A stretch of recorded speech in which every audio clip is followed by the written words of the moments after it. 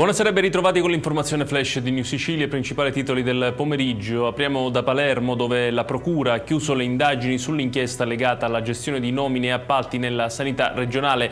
La notifica di conclusione indagini è il passaggio che precede l'eventuale richiesta di rinvio a giudizio da parte del pubblico ministero. Tra gli indagati figura anche l'ex governatore siciliano Salvatore Cuffaro, ai domiciliari per un altro procedimento per corruzione e traffico di influenze.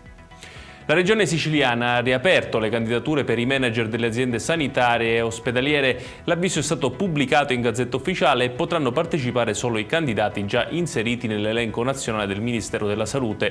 Il presidente Schifani ha commentato dicendo che si tratta di una selezione finalmente slegata dalla politica e fondata su merito, esperienza e competenza.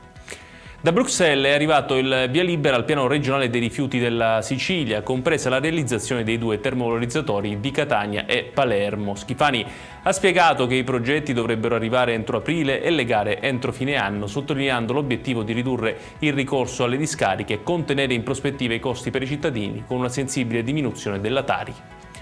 Il GIP ha respinto la richiesta di archiviazione sul caso di Angelo Onorato, l'imprenditore trovato morto in auto 2 anni fa a Palermo.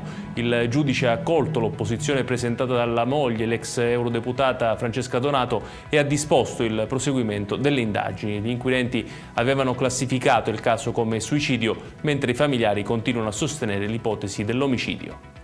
Chiudiamo con il meteo. In Sicilia la primavera non porta ancora il sereno. Per domani sono infatti attesi cieli nuvolosi o molto nuvolosi su gran parte dell'isola, con possibili deboli piogge in serata, soprattutto sul versante ionico. Le temperature resteranno ben al di sotto delle medie stagionali.